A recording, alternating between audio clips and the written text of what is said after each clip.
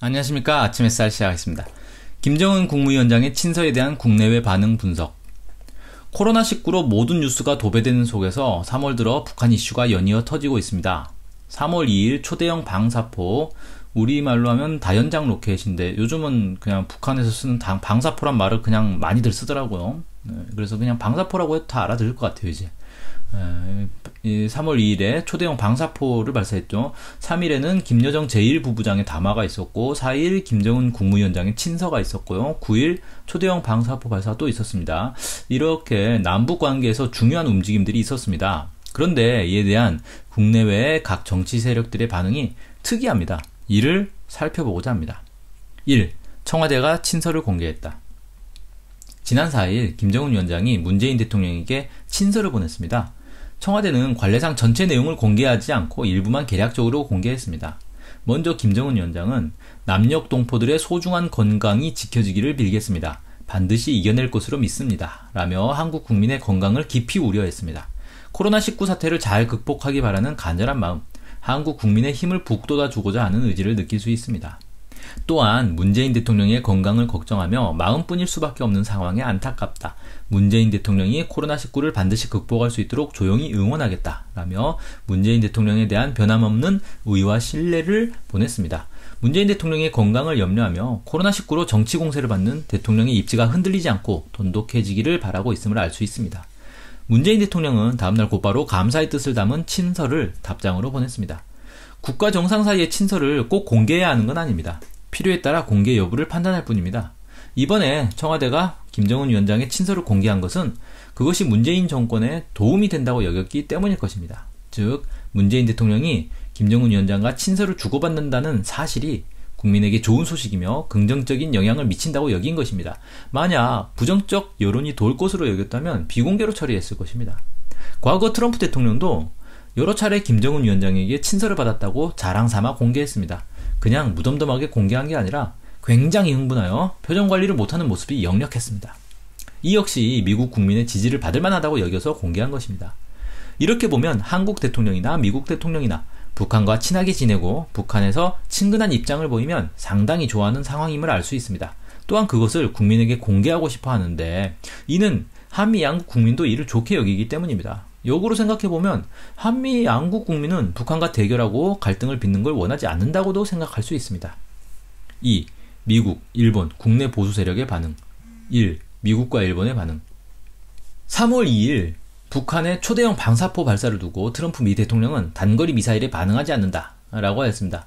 미국 본토를 위협하지 않으므로 문제 삼지 않겠다는 뜻입니다. 그러나 초대형 방사포가 주한미군을 겨냥하고 있음이 분명하고 또 과거에는 단거리 미사일에도 일일이 대응했던 점을 미뤄 짐작해보면 결국 북한과의 직접 대결은 피하고 싶다는 의미로 해석할 수 있습니다. 대신 유엔 안전보장이사의 유럽 5개국이 북한 규탄 성명을 발표하였습니다. 북한의 초대형 방사포와 아무 관계도 없는 영국, 프랑스, 독일, 벨기에, 에스토니아가 규탄 성명을 발표한 건 누가 봐도 미국이 하고 싶은 목소리를 대신 내준 것입니다.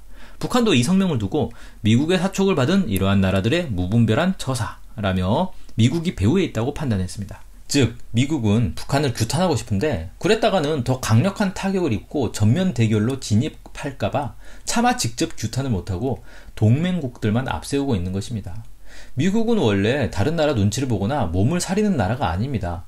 자기 마음에 들지 않는 나라가 있고 승산이 있다 싶으면 누가 뭐라 하든 미사일을 퍼붓는 야수 같은 나라가 미국입니다. 그런데 북한에 대해서는 그렇게 하지 않습니다.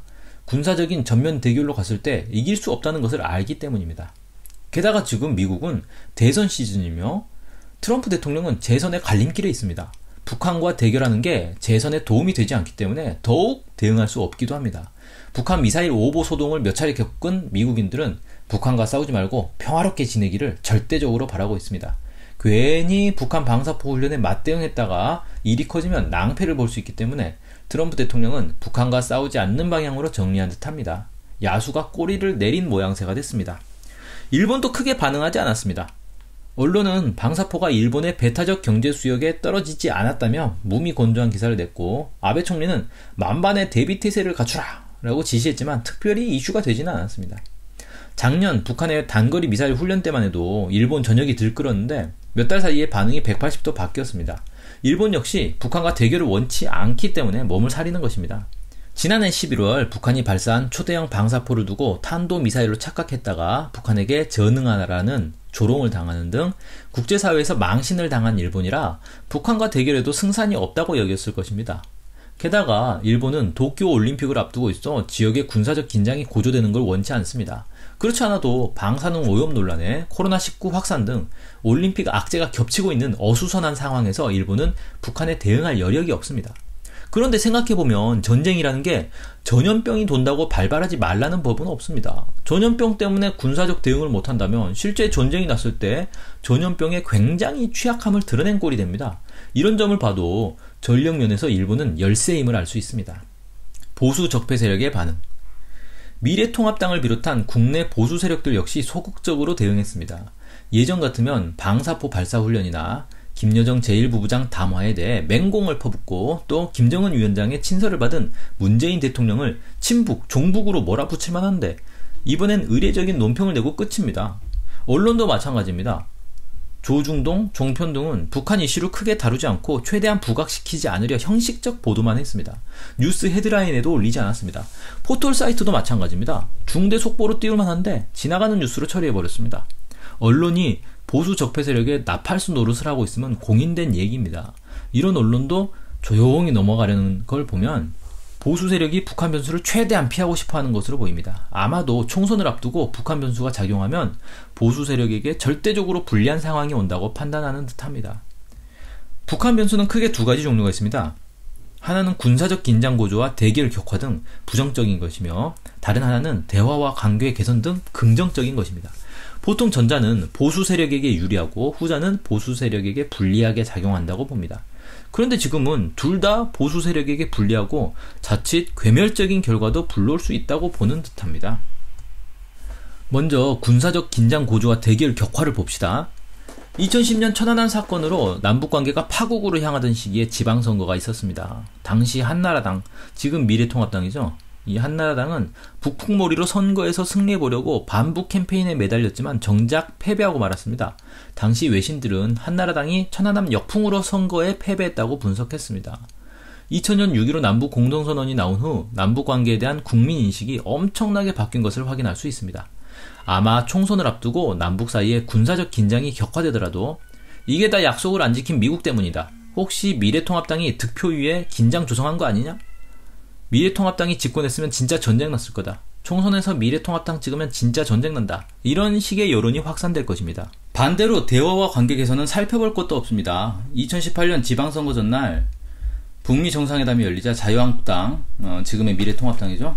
이 자유한국당은 대체 누구를 향한 항변인지 알 수는 없지만 선거 개입, 이렇게 얘기하면서 비명을 질렀습니다.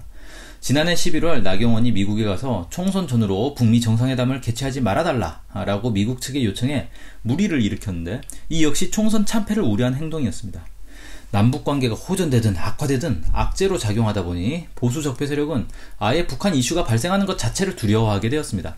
그래서 북한 이슈를 아예 언급하지 않는 것입니다. 미국 언어학자 조지 레이코프는 자신의 저서 코끼리는 생각하지 마에서 코끼리를 생각하지 마라는 말을 들을수록 머릿속에 코끼리가 떠오른다는 프레임 이론을 소개했습니다. 사람들이 코끼리를 생각하지 않게 하려면 코끼리라는 말 자체를 하지 않고 다른 이야기를 해야 합니다. 보수 적폐 세력이 북한 이슈를 언급하지 않는 것도 이런 이치입니다. 북한 이슈를 피하려다 보니 보수 적폐들은 문재인 정권을 친북 정권으로 공격하지도 않습니다. 그래서 대안으로 찾은 게 친중 정권 프레임입니다. 코로나19 사태와 관련해서 끈질기게 중국 이슈를 물고 늘어지는 이유가 여기에 있습니다. 3. 민심 동향. 북한 이슈가 등장하자 민심은 총선에 어떤 영향을 줄지 예의주시하였습니다. 그러다 김정은 위원장의 친서가 오자 적극 반기는 분위기입니다. 한국인은 무려 76%가 포털 사이트를 통해 뉴스를 접합니다. 이 가운데 66%가 네이버, 34%가 다음을 이용합니다. 두 포털에 올라온 뉴스의 댓글은 민심을 읽는 중요한 수단입니다. 물론 두 포털의 이용자 성향은 상반되는데 일반적으로 네이버 뉴스 이용자는 미래통합당에 가까운 정치 성향을 보이는 반면 다음 뉴스 이용자는 민주당에 가까운 정치 성향을 보인다고 합니다.